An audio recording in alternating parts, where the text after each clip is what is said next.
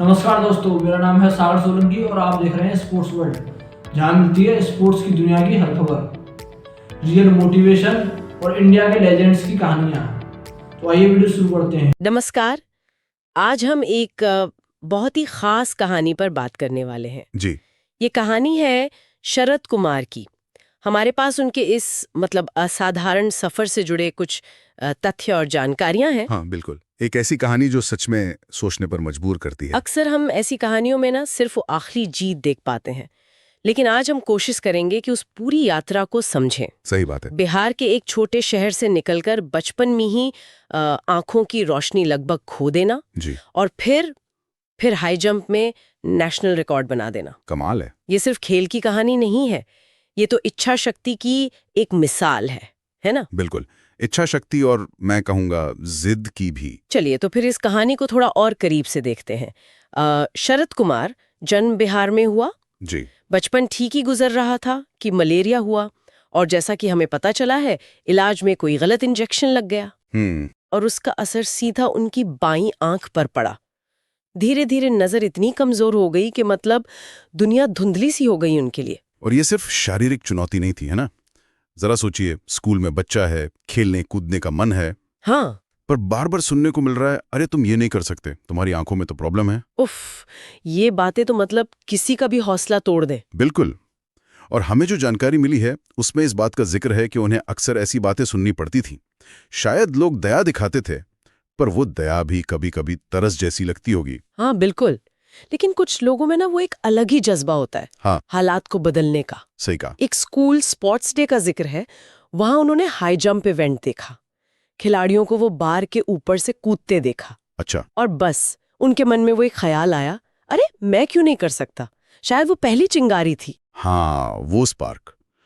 लेकिन देखिए, शुरुआत आसान कहाँ होती है। कोच ने पहले शायद थोड़ा मना किया होगा। हाँ, सुरक्षा की चिंता तो होगी ही। स्वाभाविक है। पर शरद की जिद, उनका जुनून देखकर कोच को लगा होगा कि चलो एक मौका देते हैं। और पहली कोशिश में वो बार से टकराकर गिर गए। जैसा कि कोई भी नया सीखने वाला गिर सकता है। हाँ, पर शायद उस गिरने में भी कोच ने वो लगन देख ली और फिर ट्रेनिंग शुरू हुई। यहीं से असली कहानी शुरू होती है, वो संघर्ष। ये सिर्फ रोज घंटों पसीना बहाना नहीं था। सोचिए, कमजोर नजर के साथ बार बार कूदना, गिरना, चोट लगना। हाँ। जानकारी के मुताबिक उन्हें रन अप के दौरान अपने कदम गिनने पड़ते थे, टेक ऑफ पॉइंट को महसूस करना पड़ता था। बिल्कुल। ये सिर्फ शारीरिक मेहनत नहीं थी, ये तो जबरदस्त मानसिक एकाग्रता का काम था। हर एक जंप से पहले वो पूरा कैलकुलेशन। और साथ में वो पारिवारिक और सामाजिक दबाव भी तो रहा होगा। हाँ, उसे नजरअंदाज नहीं कर सकते। शुरू में परिवार को चिंता हुई होगी सुरक्षा को लेकर। समाज में भी शायद लोग कहते होंगे कि ये क्या पागलपन है। आर्थिक चुनौतियां भी जरूर रही होंगी। इन सब के बावजूद लगे रहना, ये उनकी मेंटल स्ट्रेंथ दिखाता है।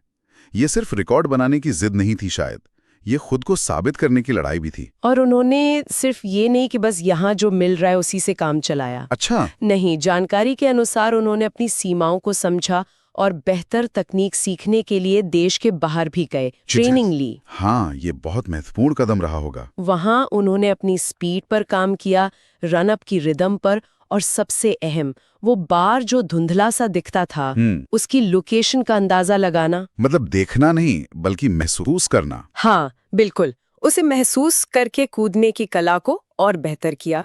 और यही वो पॉइंट है जहां ये कहानी और दिलचस्प हो जाती है। ये सिर्फ हार्ड वर्क नहीं, ये स्मार्ट वर्क था। अपनी कमी को स्वीकारना और फिर उसे ओवरकम करने के लिए खास स्किल्स डेवलप करना। बिल्कुल। ये जानना दिलचस्प है कि कैसे उन्होंने अपनी एक इंद्रिय की कमी को, विजन की कमी को, दूसरी क्षमताओं से पूरा करने की कोशिश की, जैसे बॉडी अवेयरनेस, टच का इस्तेमाल करके। और इसी सब का नतीजा थी वो छलांग, वो ऐतिहासिक छलांग। जी। एक बड़ी प्रतियोगिता में शरद कुमार ने 2.01 मीटर की ऊंचाई पार की। 2.01 मीटर। हाँ, ये न सिर्फ उनका पर्सनल बेस्ट था, बल्कि एक नया national para high jump record भी बन गया। और ये जानना जरूरी है कि 2 मीटर से ऊपर कूदना अच्छे एबल बॉडीड एथलीट्स के लिए भी एक बड़ा चैलेंज होता है। सही बात है। तो ये ऊंचाई अपने आप में तो प्रभावशाली है ही, लेकिन जब हम इसे उनकी नजर की कमी के संदर्भ में देखते हैं तो इसका महत्व और भी बहुत बढ़ जाता है। हाँ, ये सिर्फ एक स्पोर्ट्स अचीवमेंट नहीं रह जाती फिर। ये तो इंसान की क्षमता, उसकी सीमाओं को चुनौती देने का एक प्रतीक बन जाती है। तो क्या हम ये कह सकते हैं कि इस कहानी से जो सीख मिलती है वो सिर्फ मेहनत या लगन तक ही सीमित नहीं है, इसके मायने और भी गहरे हैं? बिल्कुल। एक जो मुख्य बात मुझे लगती है वो है एडेप्टेशन की शक्ति, मतलब परिस्थिति के अनुसार खुद को ढाल लेना। हाँ। शरद ने सिर्फ अपनी स्थिति को स्वीकार नहीं किया, उन्होंने उसके हिसाब से खुद को बदला, नई तकनीकें विकसित की। सही। और दूसरी अहम बात यह है कि जो बाहरी सीमाएं होती हैं, जैसे शारीरिक अक्षमता, वो अक्सर उतनी बड़ी बाधा नहीं होती जितनी हमारे मन की या समाज की बनाई हुई सीमाएं होती हैं। वो जो आवाज आती है ना, तुम नहीं कर सकते। बिल्कुल। वो कहावत है ना, असली अंधापन आंखों में नहीं सोच में होता है। हाँ, ये पंक्ति यहाँ एकदम सटीक बैठती है। शरद कुमार की कहानी वाकई हमें दिखाती है कि अगर पक्का इरादा हो, लचीलापन हो और मुश्किलों को अवसर में बदलने की सोच हो तो क्या कुछ हासिल नहीं किया जा सकता। जी। ये सिर्फ एक एथलीट की जीत नहीं है, ये तो मानवीय जज्बे की जीत है। हाँ, और उनकी इस उपलब्धि का सम्मान करने के साथ साथ ये कहानी हमें एक सवाल पर सोचने को भी मजबूर करती है। क्या? कि हम अपनी रोजमर्रा की जिंदगी में क्षमता और अक्षमता को कितनी सीमित परिभाषाओं में देखते हैं। शरद की कहानी इन परिभाषाओं को चुनौती देती है और हमें अपनी ही बनाई हुई मानसिक दीवारों पर फिर से सोचने को कहती है।